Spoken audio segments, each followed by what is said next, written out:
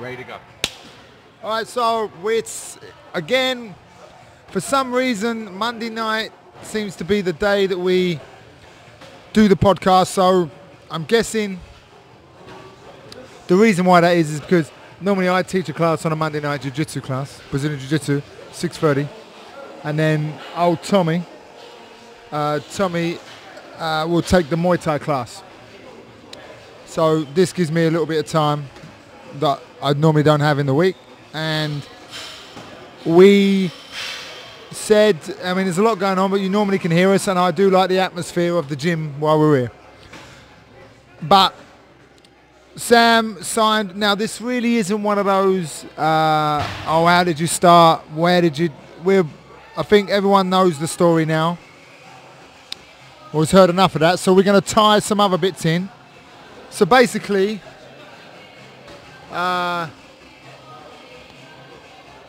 Sam was set to fight in Margate at the weekend, which he did, and he had many different opponents. The backstory is quite complex, but I think the one thing that got him through it, he's a dedicated individual, and the one thing that got him through it was that win, lose or draw, the following Monday after the Saturday fight, we would have Peshwari Naan from Taste of Lahore. We was going to do a Peshwari Naan podcast. That was the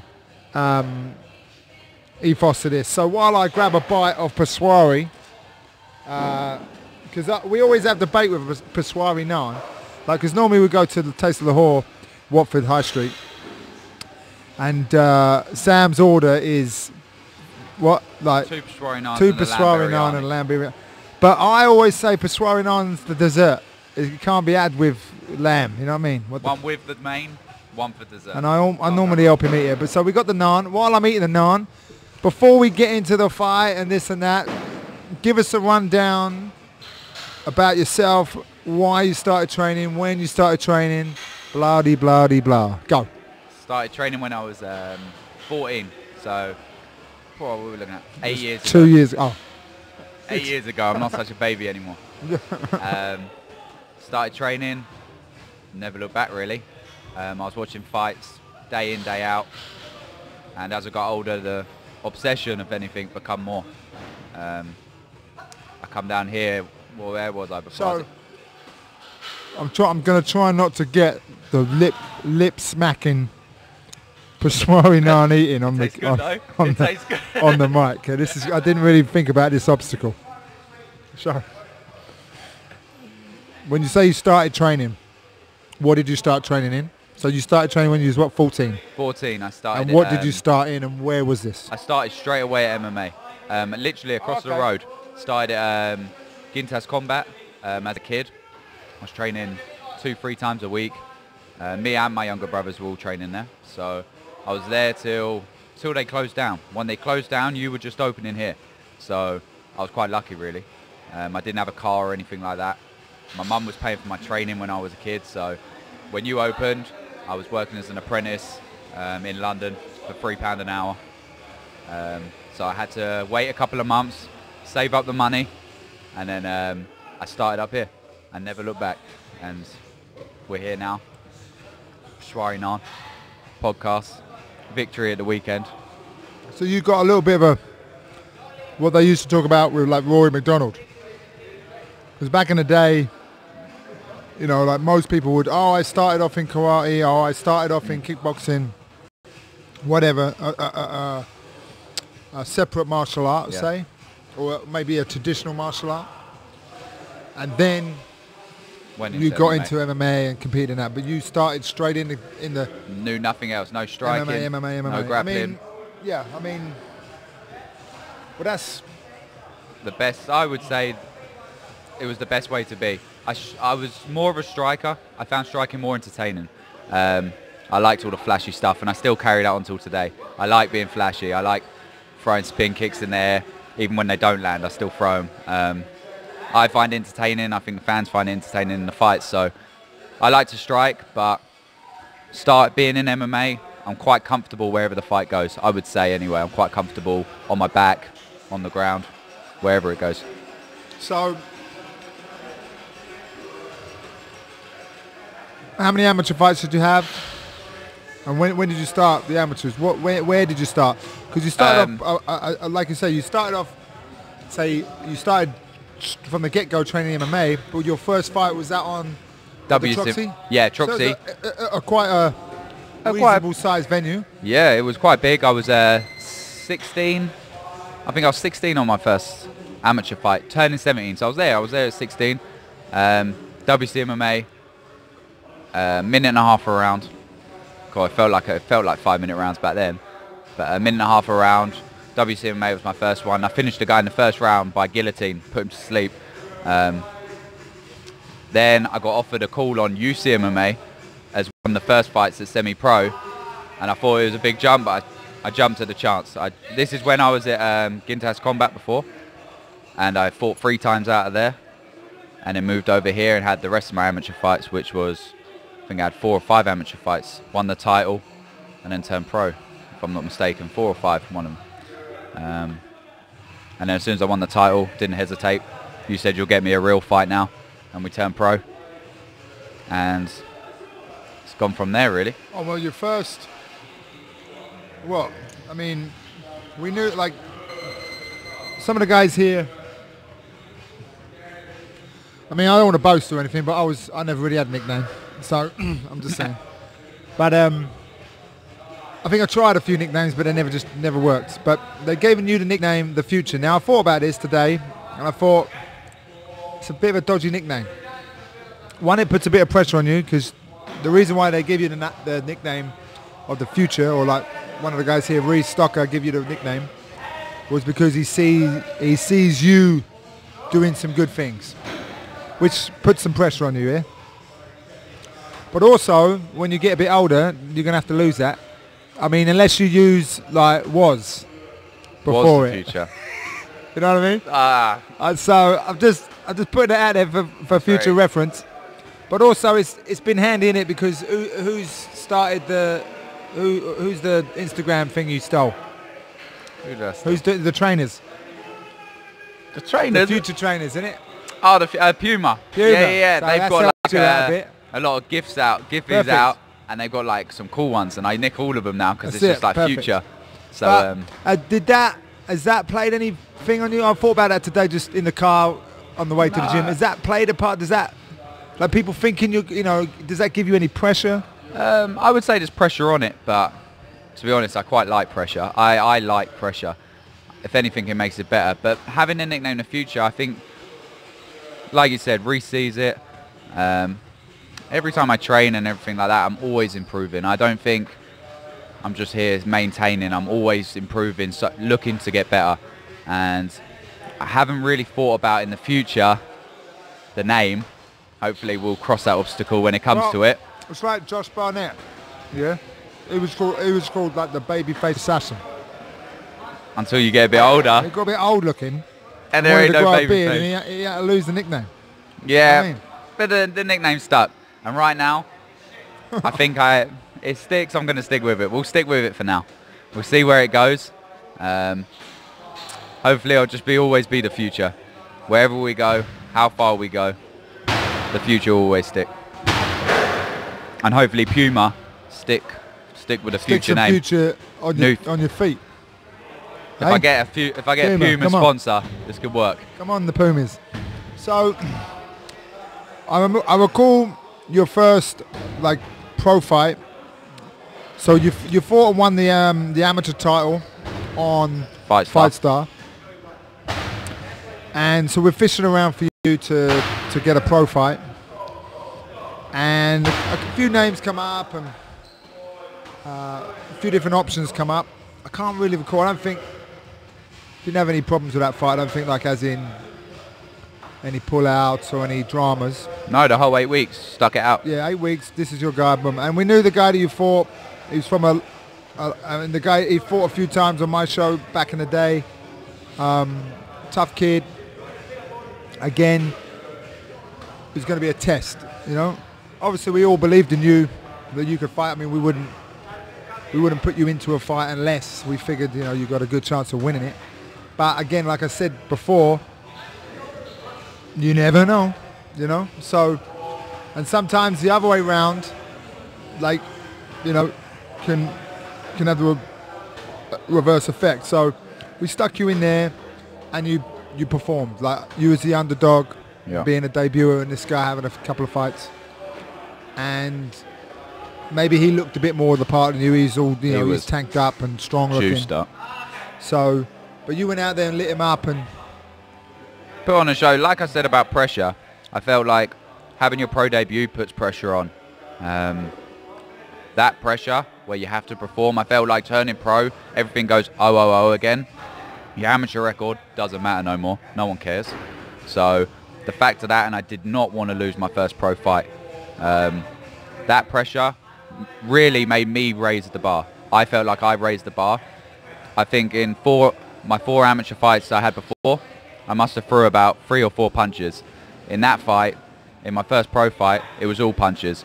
I barely threw any kicks, so I really got to let my hands go and show really what I'm about. And that's actually where I got that. Was it that fight or the fight before? Reese gave me the nickname The Future. It was one of them. I think it might have been against Sean Flynn. Finished him in the first round. Yeah, Reese gave me the name The Future. And ever since then, we're stuck with it. So. And then, so obviously you continue training. Everything's great. And then I think, although it wasn't great, but I think something helped you. Because obviously at the time, Charlie was fighting on Brave.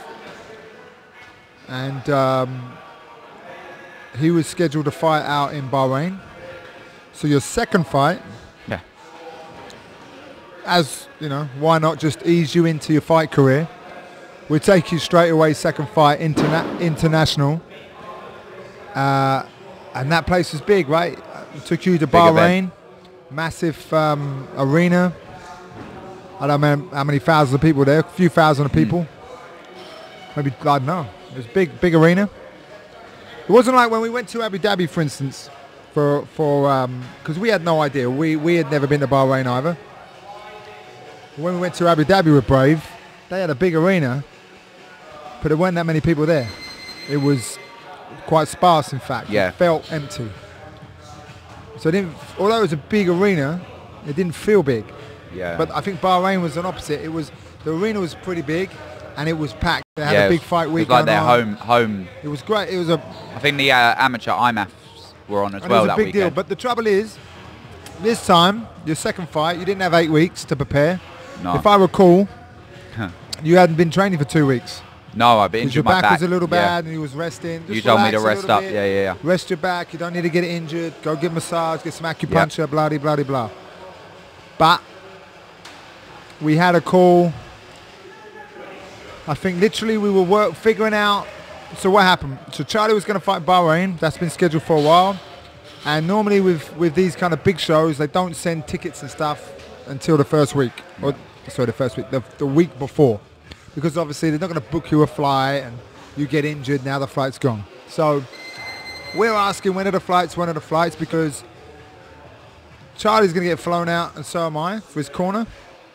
But then we had like Danny, Kelvin and Reese, they all wanted to come out. And I think Chris as well, they all wanted to come out to see the show and support Charlie, right? They wanted to come. It was a big one, that one, yeah. It was a good fight, that he wanted to, we wanted to support him. So, but what happened?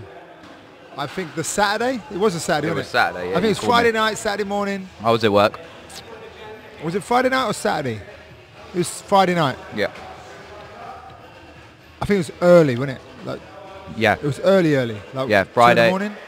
Yeah, it was Friday, and then I come in Saturday morning. I remember coming in to train Saturday morning. Anyway, I got a call from the Brave promotion.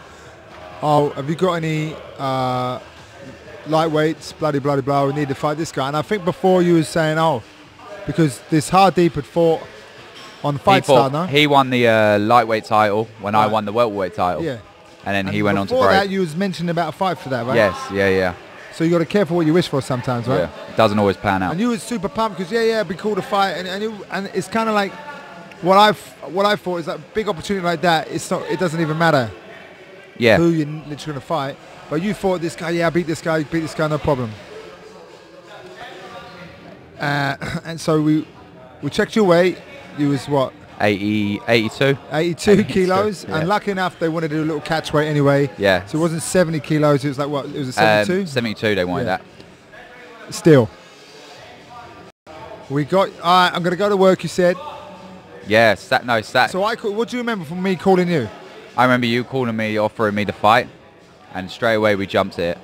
The only issue was the weight. So you called me on the Friday on my lunch break.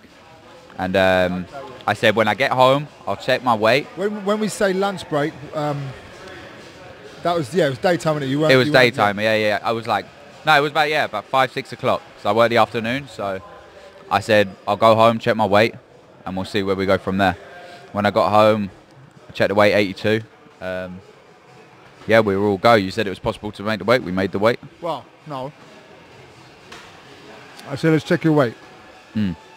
So we came here. You was working. Yes. No, you came here before work. Yeah, you're right.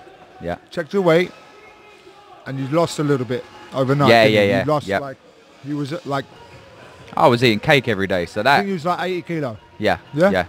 Because I'm pretty sure you said after work. Did you do any training after work? Did you go for a run or something? I've done something. There was something just to get sweat on. I'm pretty sure. You came here and had a run. Yeah.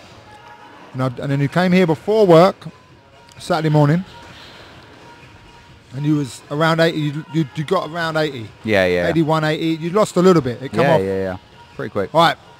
So we've got less than 10. All right, perfect. It's possible. We're not going to say yes. I relayed this to the promotion and said, look, give us till tonight. It's got to go to work. Give us till tonight. We'll assess Sunday morning 100% if we're going to do it, yes or no.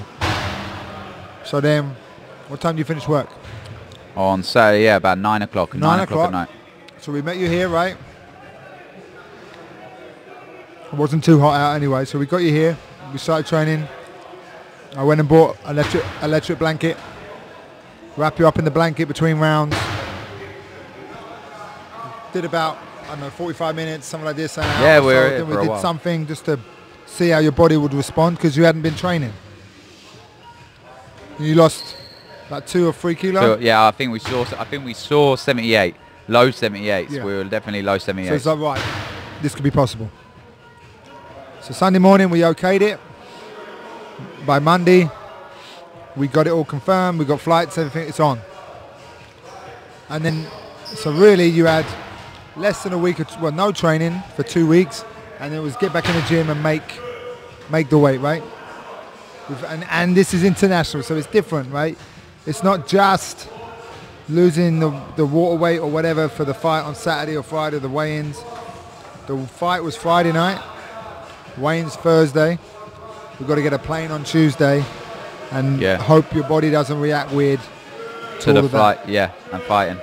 So what was going on? What happened at home? What did they say when you found out you was fighting in Bahrain? What was going on? For a second fight, to fight internationally, I always look at it as high risk, high reward, and that's what it was. Even though I didn't get the victory tonight, I still feel it was a reward. I still think that's a little... I would like to see that fight again. Yeah, 100%. Not re-watch it, but see you fight that fight again, because I think the trouble is with this, the referee they had at the time, in Bahrain that whole week, they had a whole amateur... Yeah, the IMAFs amateur league going on. So this referee, I believe, was too set in amateur mode. Yes. And he'd been reffing all week long. Yes. And of course, I always say it's better for me to argue the fact that you stop the fight too early than stop the fight too late. Yeah?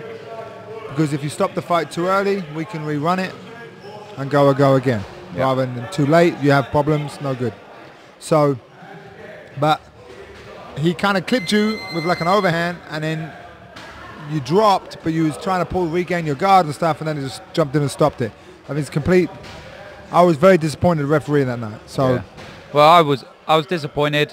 I feel like I was getting my guard back. I would have preferred to be ground and pounded and finished than the way it was stopped.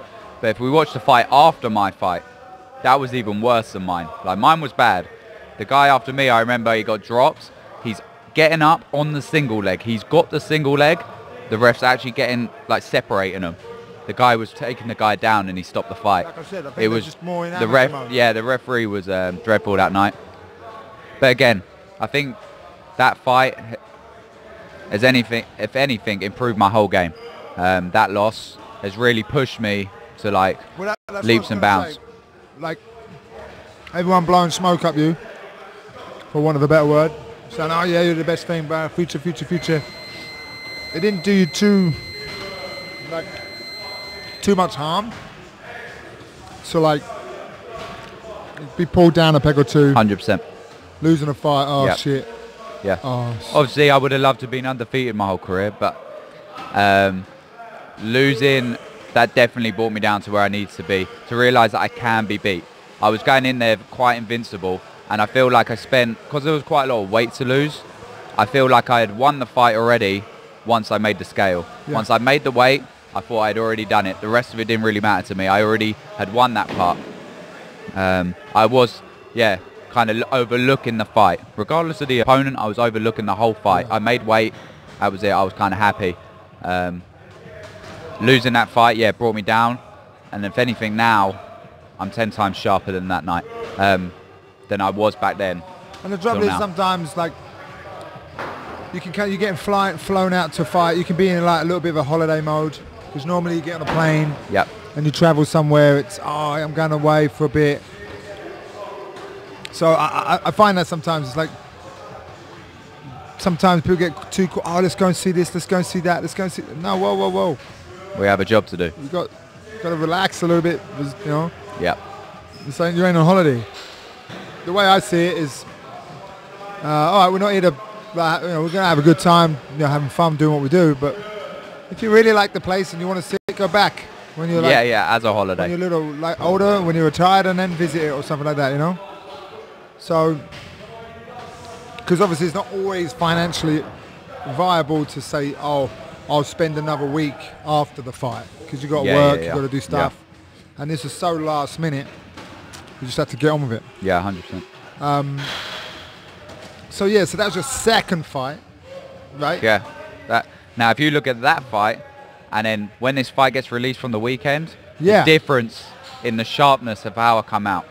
In that fight, I come out like I'd won, and lazy. Also I mean, if my memory serves me, which one of the referees refed your fight last night? Do you remember? On Saturday? Saturday. Oh, I can't remember. I forget who it was. Which one it was. Anyway, but the difference in refereeing. Oh, yeah. You didn't get touched and then he jumps in and stops it. Yes. So, you know what I mean? But also, your second fight was a little bit disappointing. However, you grew a lot from it. Yeah. Then, the third fight. Oh, God. That was a story. Third fight, India. my God. Where to begin? So, we had some links with the Super Fight League out in India, right? I'd been out there before, and they wanted some guys, so they wanted me to manage like a whole team. So took you guys out. Now, India is one of those places it's a little, you're going to be a bit shell shocked by the craziness and the vastness of it all. But that really, I don't think was a problem. Like even the organisation and the backstory of the organisation of the show and all that, I don't think that was the problem. I think your biggest problem was the buffet. Yeah? The breakfast buffet. The buffet. So we go out to India. And the trouble is, again, with India, it's a little bit unknown because we don't really know who you're going to fight, do we? We don't know anyone. We know some names. We know a lot of names that don't have any history. Yeah. And really, until you show up, you're not going to know concretely who is... Just going in blind. So it's very, again, jumping on an opportunity. Yeah. Because really, you probably never go to India. Like if you're going to... Well, yeah, Mumbai. I'd never go there other than to fight like I did. What was going through your mind there? Why not say like, oh no, can I just get a fight like locally or... I think that's the thing. I never... you see these guys in the game now picking and choosing their fights. Picking and choosing to get build their puff up their record, go 10-0 or whatever it is. But then you look at the names and it's just dreadful. Like they're fighting guys that have just turned pro. I've never been that. I will always fight whoever's given in front of me. And really, I like challenges. And I really enjoyed the fact of like Bahrain, traveling and fighting, staying in a hotel. I like that. It feels professional. That's what it felt like. Even though India had its moments, it was being flown out to a country to fight feels like a professional standard. So when the opportunity come and the Super Fight League used here as promotion, used me to promote, and they gave us the opportunity to fly out there, I was definitely going to jump at the opportunity to go to India, to compete, do what I want to do, and travel the world. There was no way I was going to stay here, take an easy fight, or rebuild. Yes, I lost that night in Bahrain, but like you said, it was stopped early. I took the fight last minute. It was a big risk, big reward. So I was just going to carry on the path that I was on, taking the big fights, but just sharpen my mind. And a lot of Peshwari naan all over this mic. India was good all the way up till the weigh-in again. Yeah, well, you tell me what happened, and I'll tell everybody what really happened. All right. Well, we made the weight. That was my first time making 70. No. Well, do we go into it? I mean, well, let's go into it. So. Well, wait. Where are so we going to start? We get into it. We the kind of because it's the way the Super Fight League works. It's kind of weird because you have the first 4 teams going to fight the first week, wasn't it? Yeah. And then the second the second 4 teams fight no, hang on. It was all over. 6 teams fight the first week, and then 2 of the 8 will fight the second week. Yes. Yeah. So they don't need everybody out there at once, but they told us that we were going to fly all of us out on a Friday, or maybe the Saturday, or maybe the Sunday. We don't know yet. And the trouble is with the whole India thing, the very last minute. Even India itself is it's chaotic, isn't it? And you've got to really another way of living. It's really it's a totally different. The approach is different. Yes, you know what I mean? It's not necessarily bad or whatever, but it's different. It's a juggling act. So we didn't know we was going. All of us were going Saturday or Sunday, and then the tickets all come through Saturday. So it's all a bit. Is it going to happen? Very last minute as well. And then we're all sitting at the airport. We're all on the plane. Boom, we get there. We land. Get to the hotel, and then there's sort of the hotel. It's normal. Even this weekend. Yeah. Right. We get to the hotel and they mess it up because they don't realise you're not the usual.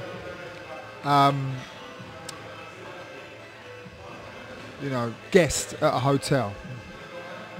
You're fighting, and they just think you need a bit of time, you need some rest, you need this and you need that. You know what I mean? So, but we get to the hotel in India, and we're all sharing rooms, and you're not, and we are, and then it's double beds, not singles, and it's all a bit chaotic, wasn't it? So, from my memory, I go, okay, look. I ask them, who you got me sharing with? Then they tell me it's Jermaine. All right, cool. Yeah. So where's my room? This is your room. Okay, cool. I've got a double bed. Right, well, Jermaine ain't here yet. He missed his flight. So you take my room. I'll share the other room with Martin. As I was fighting at that weekend, wasn't I? Yeah. Friday. This was Tuesday. You were fighting Friday. Okay. So I sorted that out. I got another friend of mine, Zanginio, coming in to coach a team. He's going to be getting in at, I don't know, 2 o'clock in the morning, something like that. I forget when Jermaine was coming in. But as far as I knew, Zanginio had his own room. So he was all right. Yeah. But again, we're all on Wi-Fi, and these other people are all in planes. So it's not like I can just call them. They're all on planes. So I'm leaving them messages and hoping that when they land, they connect to some Wi-Fi, right? So I leave them messages 2 o'clock in the morning, our time in India, 2 or 3, You ring me. Oh, this was funny. What happened? What happened? So you go to bed. What happened? I go to bed, 10 o'clock, get a good night's sleep, think, oh, we'll carry on cutting weight in the morning. I think it's 3 in the morning, I think it was. Knocking at my door. 3 in the morning, I'm like, who the fuck's at my door? I can hear Jermaine Facey at the door calling your name because he's meant to be sharing a room with you. You're upstairs with man time getting a good night's sleep. Dave, let me in. Dave, let me in. I actually ignored it the first couple of times thinking, yeah, he'll go. They'll give him another room. Nah. Give it half hour or something. I think I fell back asleep. I wake up. The doors, they're coming in with the door. He's gone and got someone to get another key. Jermaine's walking in the door. Like, I'm in bed and he's coming in the room. I was like, yeah, he's not this quiet. Is a nightmare. He come in, storming in. He was pissed there was a double bed he was meant to be sharing with me. I'll tell you another story. When we was in India the first time. Oh, you went? Yeah, you went He was there before. with me, right? He was going to fight. I was there coaching Jags. And they gave me a room to myself, mate. It's a beautiful, nice room. Massive queen size double bed. It was super. And because he was fighting, they put him with some American dude. He goes, this was his words. I ain't sharing no dude. Yeah. You should see his face when he saw the double bed when he walked in. I'll tell you now, for 4 days till they got him a room. For 4 days, he had a room, right, a twin room, with two single beds with an American guy that he didn't want to share. He stayed in my room for 4 days, slept on the chair, on the little like the ones chair by with the a desk, footstool. like the little ones, yeah. A little chair. And I'm doing, Jermaine, this bed's massive, yeah? It's like 2 double beds. Just get in that sidebar. I promise I won't touch you. So he likes his space, man, you know what I mean? Hilarious. So I can imagine him coming in. Oh, 3 in the morning, pissed because he's just... Called me, right? Yeah, he got off the flight, so he was definitely pissed. So I call you. Jermaine's in my room, Dave. Like, I need to get some sleep. So I get up. I come down. Yeah. All right. By the time I got down, you've already got a mattress in the room. Yeah, they got another mattress. Jermaine got on to get a mattress. So, all right, perfect. I'll sleep on the mattress. Did I? I went upstairs to see what man. That's what happened. No, I'll tell you what happened.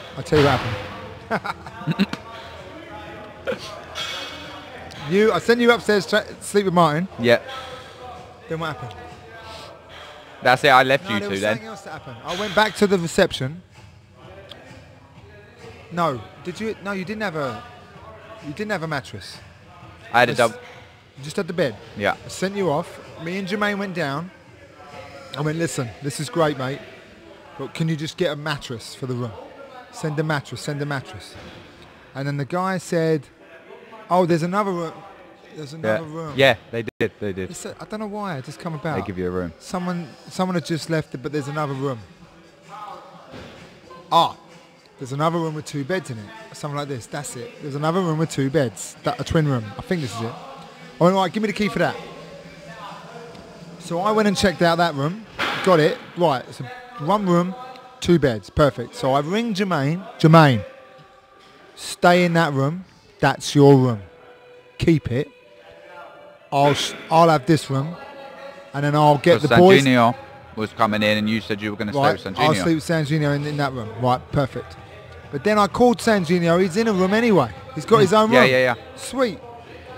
So then I said to Jermaine, stay in that room. Sanjinho's got his own room. Because at this point, I'm like, where's Sanjinho? He must be somewhere. So then we swip in the morning. You two have that room because it's 2 beds. Yeah. And I'll go upstairs to the double bed. Double bed, yeah. Sorted. It was all smooth sailing from there, wasn't it? It was all smooth. I mean, we won't go into the rest of it, but it was all smooth there. Right, beds to sit. This is day 1. So there's a little bit of chaos, but you know, these things happen. So then it's right, make weight. There wasn't a gym there was a gym in the it's a nice hotel. Yeah. But you know, we're hitting pads by the pool, guests all looking at us. I mean, this happens on the AstroTurf.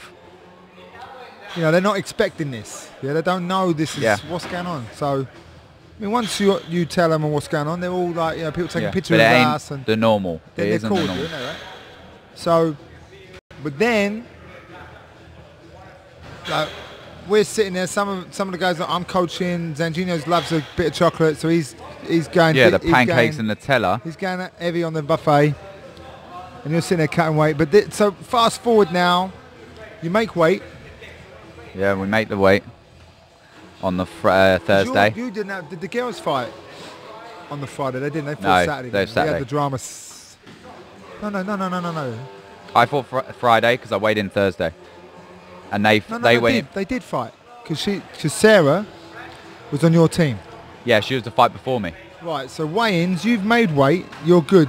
You've gone to bed. I get a call. We've got 2 girls coming in from Brazil, but they're not on weight. Yeah. You had to deal with this and all the sweets and all that. So Zanginho being the Brazilian and speak English and Portuguese. Right. Let's go. Let's help the girls out. So one of them, Sarah, she come down and weighed in, no problem. And then the other girl, Tatiana, needed to cut weight. And they were fighting each other at this point. Yeah. So they're just thrown in together, and now they're fighting each other. Yeah. And then, oh mate, then what was it?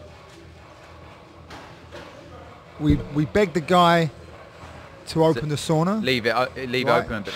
I don't. No, the sauna wasn't open. It was shut. Right, it was shut. So we got on the treadmill, cutting weight like that, and then I'm like trying to hunt around. I think we found a massage room with like a heated blanket. Oh, okay. So I said, right, put her under that for a bit. I think we got her there in the end. I think she maybe have to do a bit in the morning because the hotel room didn't have a bath. It's all a bit chaotic, but we got there. We got her there. So that was done. Then we get up in the morning. We go, weigh you in, and by this time you still hadn't done any medicals.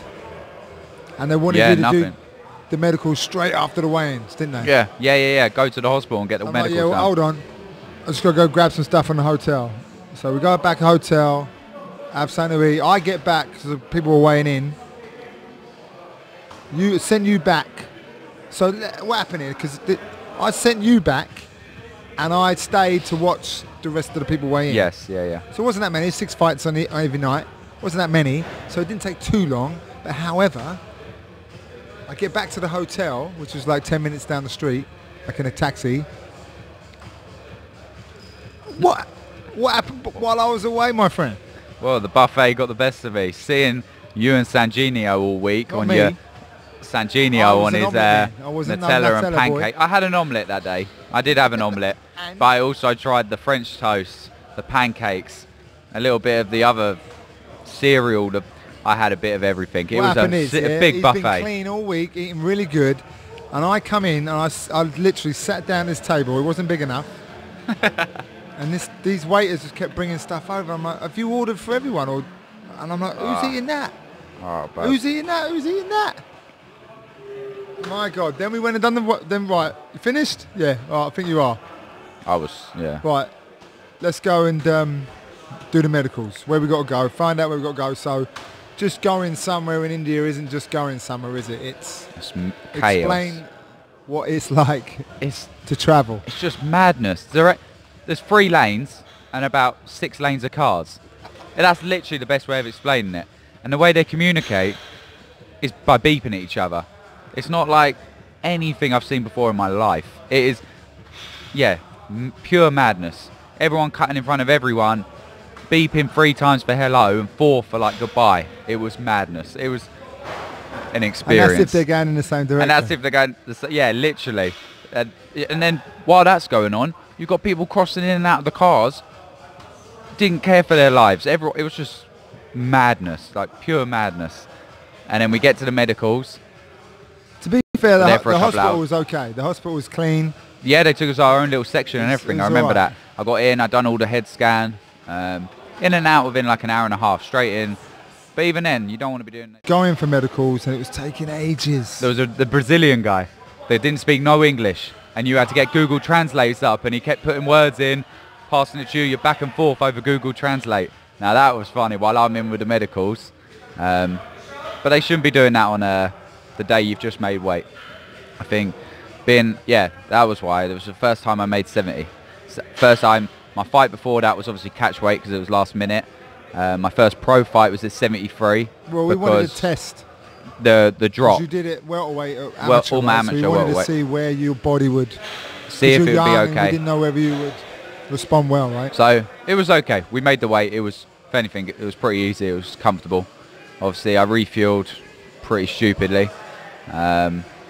Woke up, so we're going on to fight day now. I rested after the medicals, rested the rest of the evening. But that evening you didn't feel too good either, did you? You was like, oh, I feel a bit felt a weird. bit like, I think I just felt a bit full. Like my stomach was pretty full. So I thought that's all it was. I was just full. Went to sleep, woke up in the morning, and I was just puking. Like in the, saying no, I come down for breakfast. And I had an omelette, and I was like barely eating that. Well, I remember that breakfast, and if I remember rightly, Martin was sharing a room with you, and I went, after you left, I went, I think you better go and check on him. Because you didn't finish the omelette, you went, I've got to go to the toilet. Yeah. You said, go rest for half hour, then we'll hit some pads in the morning, get that little blowout before the evening. So yeah, I went and rest for half hour, come down, hit the pads. I just felt like drained, like I felt like I needed to be sick, and then I would have been okay, that kind of mood. So that's what happened. I went back to my room. That's what happened. I went back to my room. I was sick, and I actually felt a bit better. Randomly, I was like, oh, I just needed that. And then from that point onwards, I was puking, had a little bit of food, puke. It just wouldn't sit. Nothing would settle. Had a bit of water. I was puking. It was bad. So I slept most of the afternoon on fight. This is fight day. I slept most of the afternoon, and I think you come in about 3, 4 o'clock. We had to leave, literally leave in 10 minutes. You're like, all right, let's get it done. Let's rather what do we do? Like, it's time to fight. Rather fix up, or we call and say you ain't fighting. So we got up and we went to the fight. Luckily, I weren't sick. I just didn't have any water. I must have been weighed in at 70. I must have been about 73 max. And yeah, I was just surviving. That was survival mode. That's why I never count that fight from my improvement from the Bahrain fight to the fight I had at the weekend just gone. No, but that I don't really count that fight. You didn't really know anything about the guy you're fighting. Yeah, and until you got in there. We heard that he was like a karate guy or some sort of striker, and they were announcing him as a wrestler. Yeah, when we're little short tank. You know what I mean? So it was a little bit, all right. Yeah, he was quite a short guy. He was tanked actually. He was quite a big lightweight, small but big. So when they said he was a wrestler, when we were inside the cage. Yeah, is that what? All right, here we go. And straight away he shot in, put me down. And I was just trying not to be sick the whole time we were in. When he grabbed he got the body lock, and I was just trying not to be sick. I got the guillotine that I get on everyone, and he's just flinging me off, and I was like, just survival mode. Luckily, I got on top, got the mount, finished the guy in the first round. Yeah, but didn't he bite you? Well, he was bit that you, was ruthless. Fish hooked me from the mount twice. The ref didn't see it the first time. Second time you shouted at the ref, and then the ref saw and goes stop. He spat his own gum shield out so the ref would stop the round, and bit my arm. When I went for the rear naked choke, tried cross-facing him, and he bit my arm, and that's when I was pushed up, punched him till the ref stopped it, and then back to the hotel and was sick again, literally. Well, that was it. You just stayed in. You went straight to the hotel. Went back to the hotel. Went straight back to the room. Yeah. I was so bad. I actually have never felt like that in my life. Come home a couple of days after that, wasn't it? I rested, see how I'd feel the next couple of days, because we were meant to be there for 6 weeks. Meant to have a fight if you were injured, fight every other week. So we rested a couple of days, see if I was okay, so I could fight again. I weren't getting better. I could barely put any more food down. That bowl of... So, listen, Explain Jags, I forget what it was called, but it's like a... When I was there before, I got a bit of deli belly, and I forget what it's called, chicory or something. No, it might be called something. I'm not sure. But it's like a mashed potato and like yellow sort of mashed potato thing, like a soup but mashed potato in it. Yeah. Oh. And what I had that, a beer and a tea, and I was great. The first time you went to India. First time I was right, but this time I was all right. I watched what I ate. Yeah. But you guys got a bit sick and you just got the fevers. But you try to eat that and it made you feel worse. Didn't it? I swear that I'm sitting there yamming it. It's all right. I'm pretty sure that's what made me ill. Like I was ill, and that's what sent me over the edge. So I had to go home after that. That was the... Yeah, so we got you home on the Tuesday. So you literally was there a week. Yeah, literally a week. Week or 10 days, something like that. To be fair, you hadn't been out the country more than once, so you was probably a bit scared to be out there in that third world. For that long, I had to get home. Back to England. Oh man, you've had a lot going on in this short space of time. So you get back, don't you? You sort of sort your belly out, but then did you get something with your belly after that or before? After that, so I got back. They said I had it was like food poisoning, so they gave me like a week of antibiotics. Within like 5 days, I was already back training. I felt fine. Once it was gone, it was okay. Yeah. Then that's when I injured my knee. I done something to the inside of my knee, and I was out for quite a while. And then the month after that, I got gastroenteritis, which was actually caused from the sickness in India. There was a bug that I caught in India, or something to do with the Indian. It was sometimes bug. when you have some problems with your gut, like what I try to do which reminds me I need to get some probiotics. When my kids get put on antibiotics or something, or if someone has antibiotics, I try to suggest after that you go get some probiotics. Yes. And try to recolonize your stomach and re-educate your stomach what to do. Because sometimes if you strip everything out, and you just go about your business again, it's not really the right thing to do. So maybe that's kind of what happened. That's exactly what happened, and I think ever since then I've got probiotics. I took some this morning saying that. That's what I took from that fight. Every fight I always learn something, and I think from that fight, since then I've been improving my knowledge on nutrition. I've been reading a lot, I've been watching a lot, trying to just improve my knowledge of all-round nutrition, not just how to drop the weight, but also rehydrate, how to put the weight back on effectively and without causing myself to become sick again. Yeah. Not just shoveling down loads of food and just being a pig, really, just being greedy. Yeah. So that's what I took from that fight. Yeah. Obviously I was injured in between. 9 months out I had, so I was trying to eat healthy during that period, so my injury would heal quickly, and that was just a time improving my knowledge about nutrition. That's what I took from the fight from India. And then obviously we had the fight at the weekend, and that's where we're at now. So your full fight, 2 countries. So this full fight, we lined up an opponent for you. How many weeks away was the fight? 5, 6, 8? What was that? It was 8 weeks. 8 weeks out. But then the first week, that first fighter is replaced. Yeah. How many? So let's try and shorten it. But how many opponents? 4 or 5?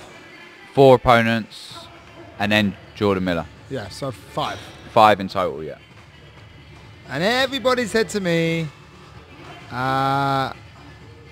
is that like 30 or fights, man? I said, dude, listen, I've tried to get this, and we tried to get. The trouble is with this. The reason why you fought Jordan Miller was his poor Cameron Else on the Killer Cam show you didn't have one opponent change. You had 4 different people to fight, and then right at the last minute, the guy that's been scheduled for the last couple of weeks to fight you, or the last week, pulls out on Thursday. Yeah. Weight cut day.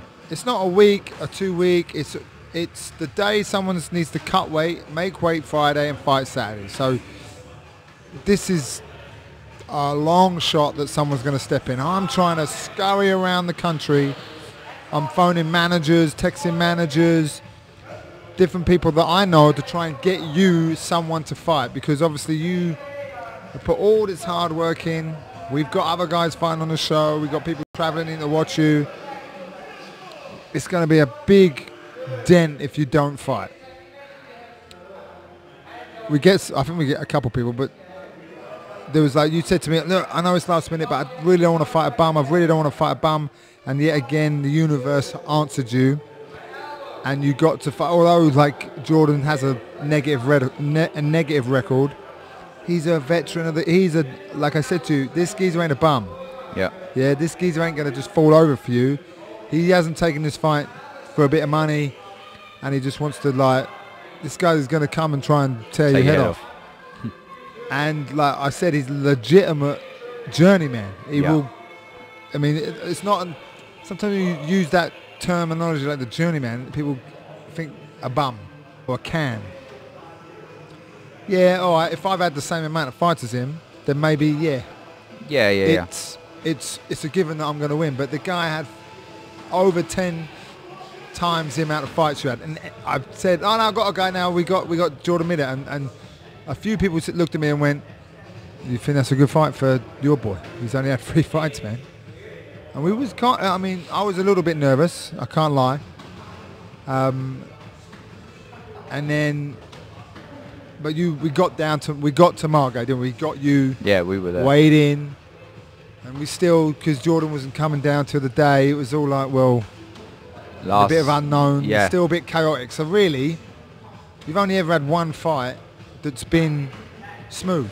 A full 8-week camp preparing for that one person. It's the only one fight you've had that's been smooth. Yeah, I remember that. And so what was your mind going through all this? What was your thinking on the day when it got changed again?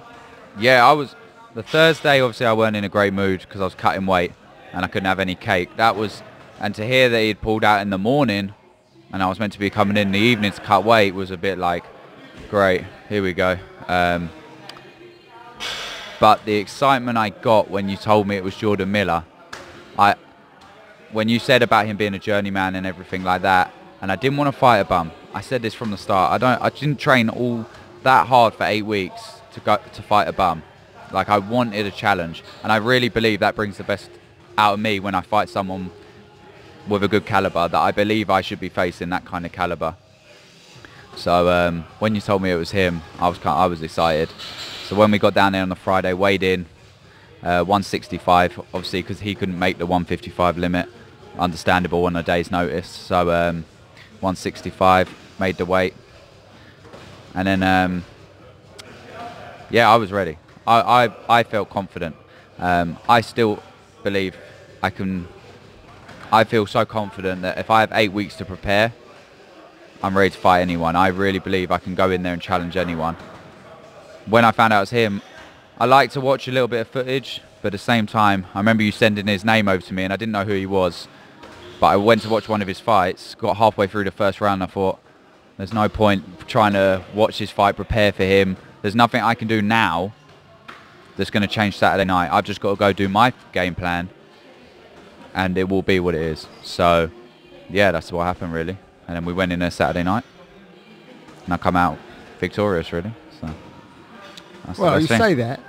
It didn't go all your way in the first round. That was tough. I'm actually glad not that it didn't go my way, because obviously I'd love to win every second of every minute. I'm more glad it went out the first round, because all my fights have always been first round finishes.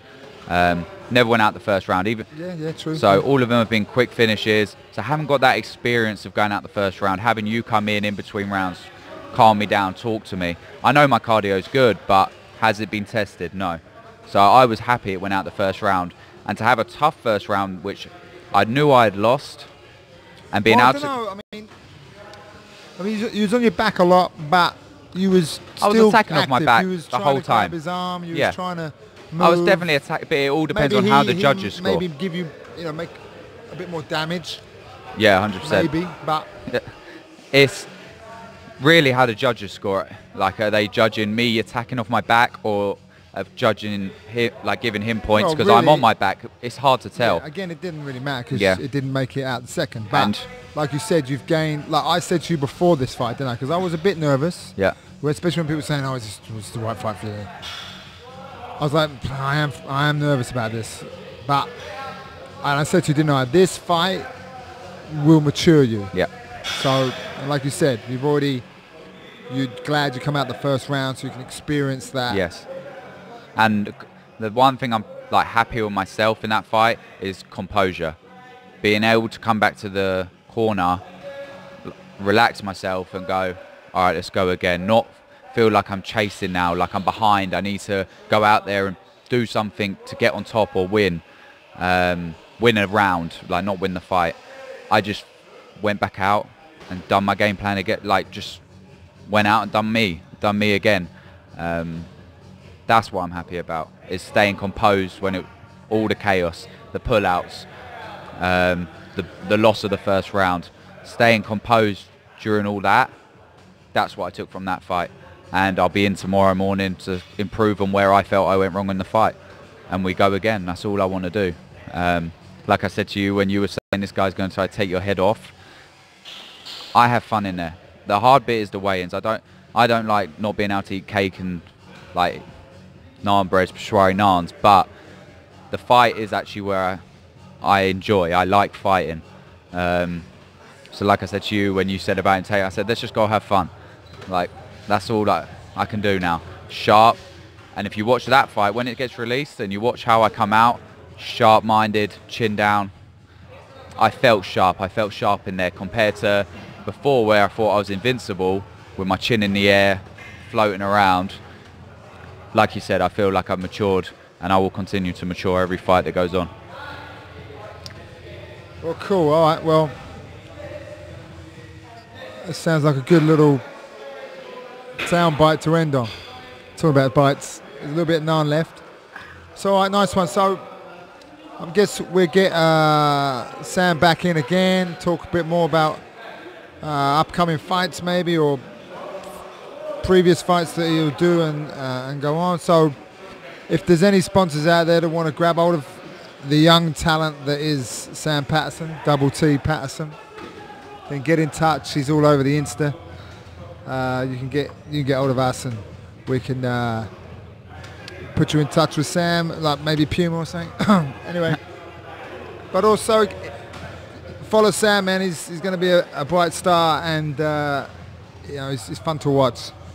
Especially if you haven't got to shout at him, tell him what to do. It's probably a bit easier. So yes, thank you, Sam. Thank you very much for having me. Thanks for the naan. And congratulations on the win.